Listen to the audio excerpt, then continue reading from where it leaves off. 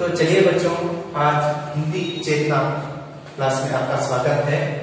व्याकरण में आज हम देखेंगे संधि। संधि व्याकरण में बहुत ही मुख्य पात्र निभाता है। संधि की जो व्याकरण में बहुत ही महत्व पात्र देते हैं। तो यहाँ संधि शब्द का अर्थ और संधि विच्छेद किसे कहते हैं, संधि में कितने प्रकार हैं, तो मैं आज आपको एक एक करके बताऊंगा। तो देखिए, व्याकरण में आज हम संधि देख रहे हैं। तो व्याकरण भाषा सीखने के लिए बहुत ही मुख्य पात्र निभाता है। भाषा को सही मायने में समझने या बोलने के लिए व्याकरण की आवश्यकता है। तो संधि, आज की कक्षा में संधि देखेंगे। संधि शब्द का अर्थ है जोड़ या मेल। जोड़ या मेल, यहाँ पे शब्दों को जोड़ने का काम करते हैं। जैसे यहाँ पे शब्द है मेघालय, एक शब्द है मेघ जमा आलय, मेघ जमा आलय। तो यहाँ पे मेघ जमा आलय।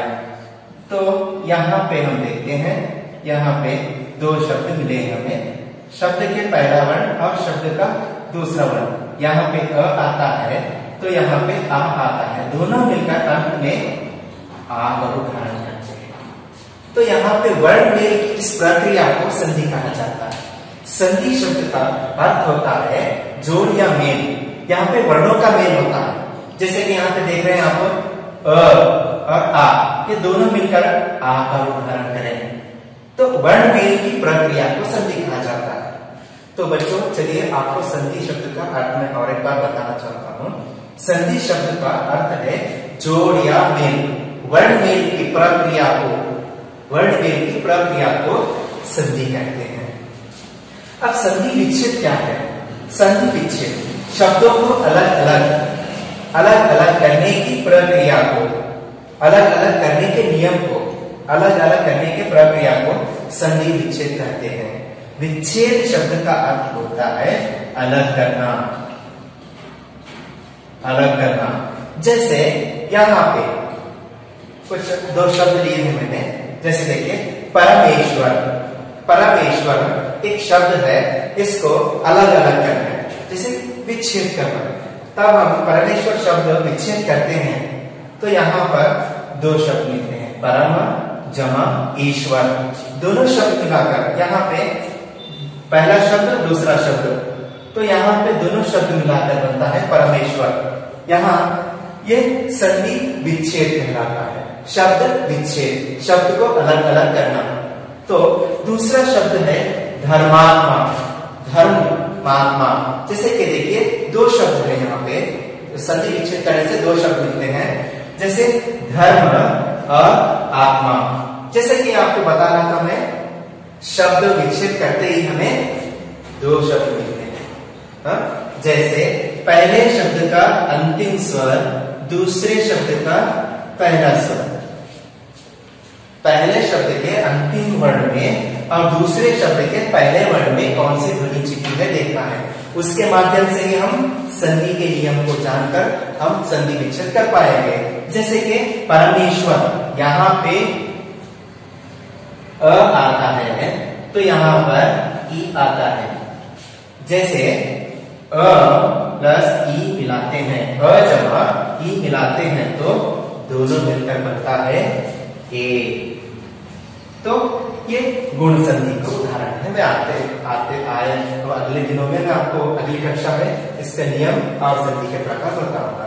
तो देखिए, जो दूसरा शब्द है धर्मात्मा, धर्म जमा आत्मा। तो देखिए, यहाँ पे बहुत सारे बच्चे यहाँ पर कहते हैं कि धर्म अधिक आत्मा। तो कन्नड़ में अधिक शब्द उपयोग किया जाता है।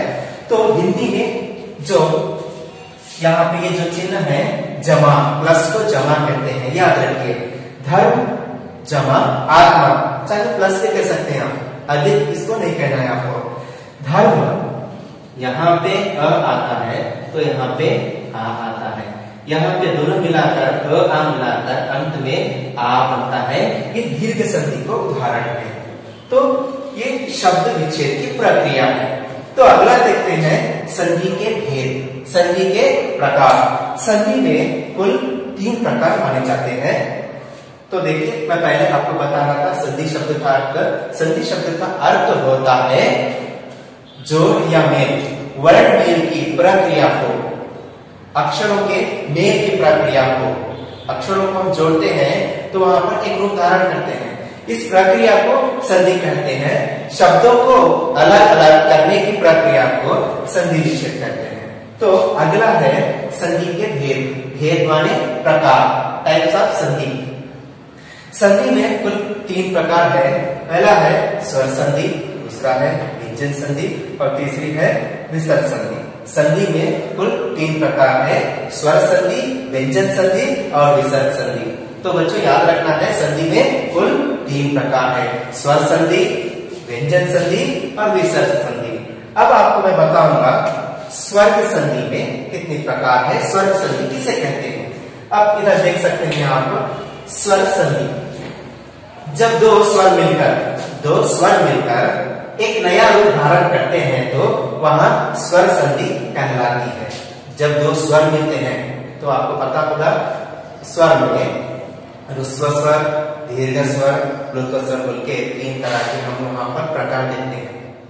तो यहाँ पर स्वर संधि, यहाँ पे स्वरों का मेल होता है, 2 स्वरों का मेल होता है तो एक नया रूप धारण करते हैं वो, तो वहां स्वर संधि कहलाती है।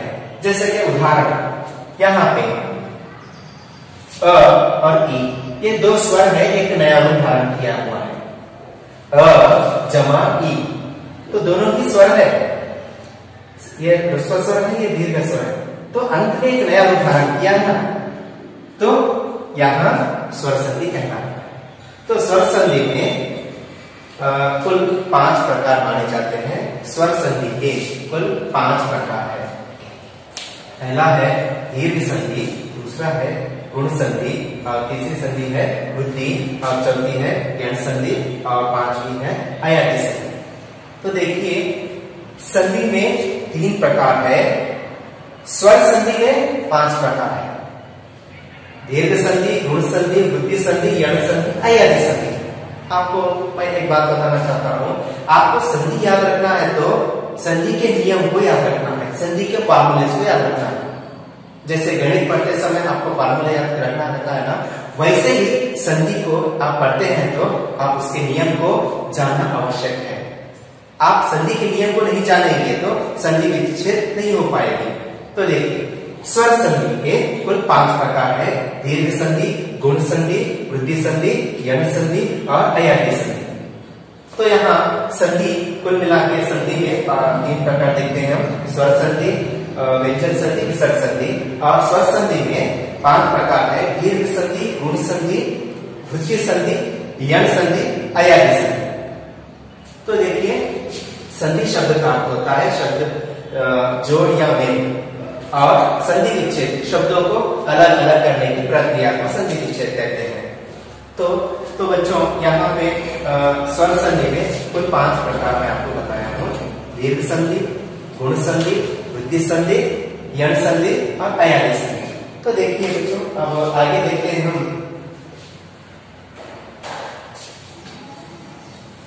आगे देखते हैं दीर्घ संधि किसे कहते हैं, दीर्घ संधि किसे कहते हैं। तो देखिए आपको याद रखना जरूरी है कि संधि के नियमों को जाने। तो देखिए स्वर संधि का एक प्रकार है दीर्घ संधि। दीर्घ संधि किसे कहते हैं, दीर्घ संधि।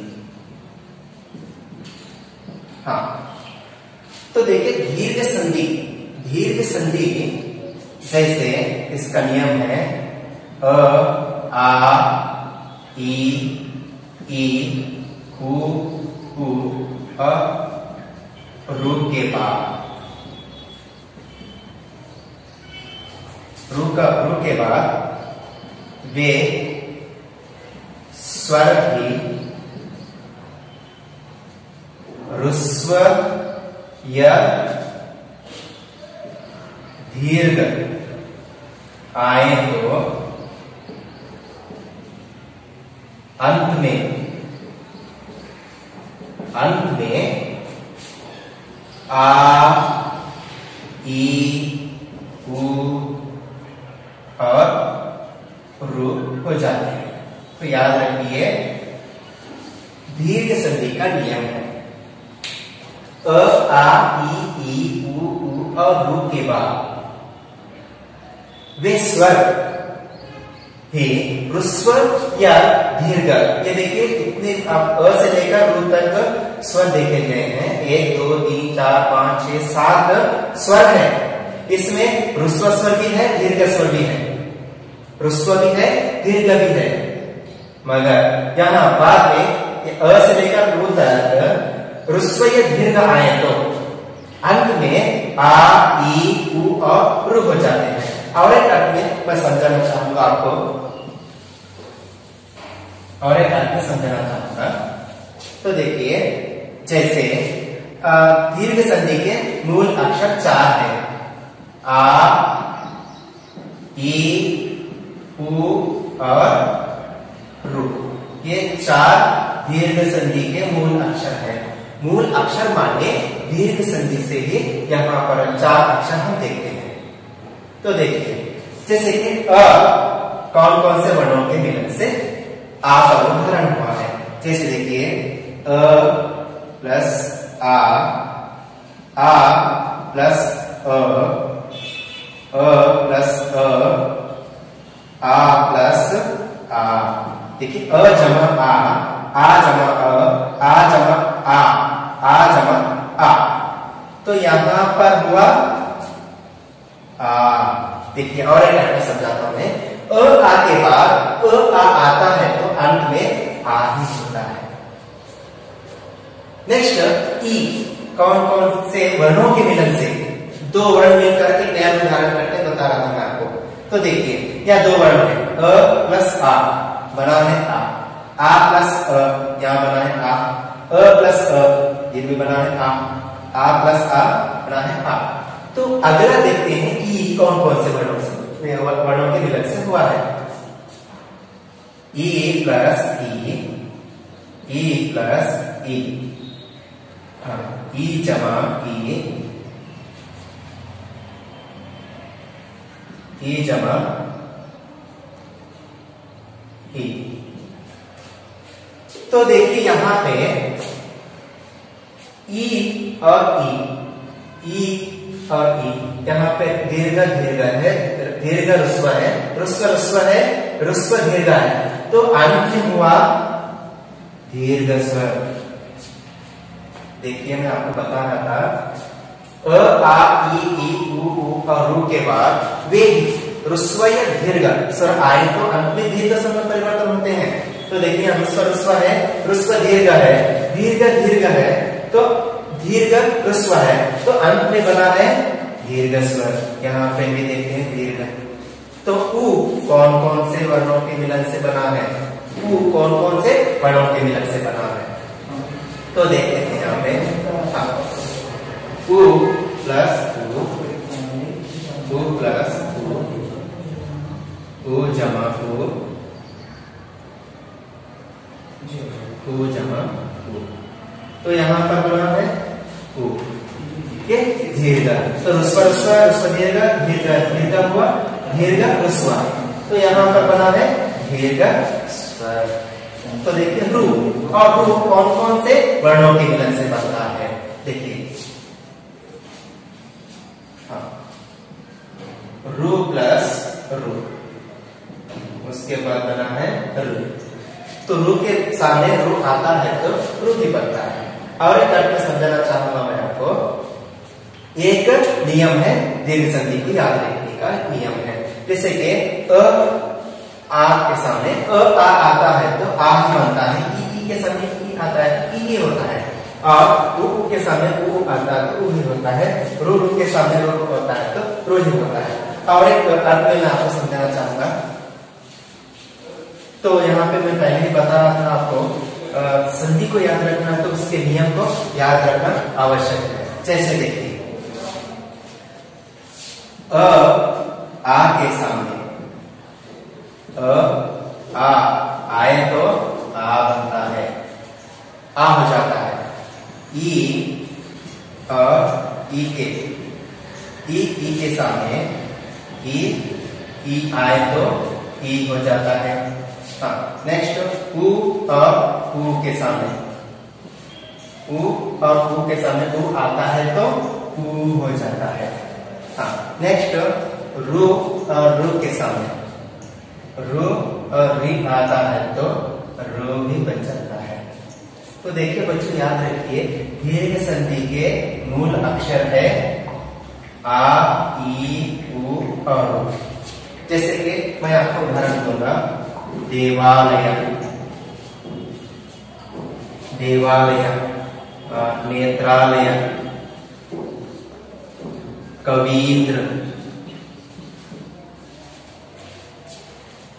मेघालय।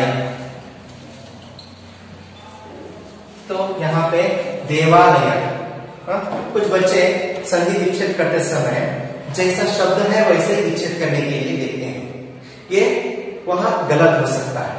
देखिए देवालय शब्द को विच्छेद करते हैं तो यहाँ पे हमें दो शब्द मिलते हैं, देव जमा आलय, देव जमा आलय। यहाँ पे कुछ बच्चे ऐसे विच्छेद करते हैं जैसे कि देवा प्लस आलय, वहां संधि विच्छेद नहीं हो पाती।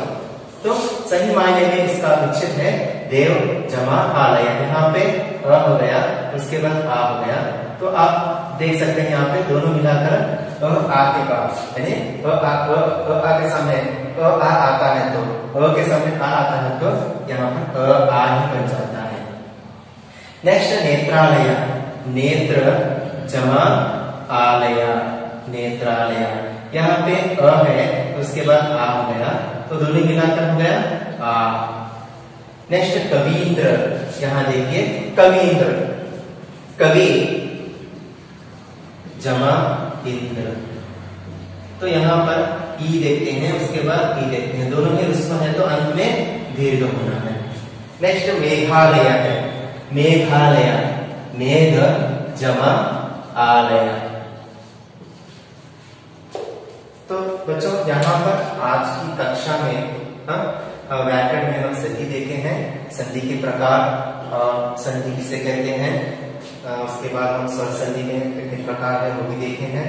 और आज के संधि में स्वर संधि के प्रकार में दीर्घ संधि देखे हैं, दीर्घ संधि का नियम और उसके उदाहरण यहाँ पे।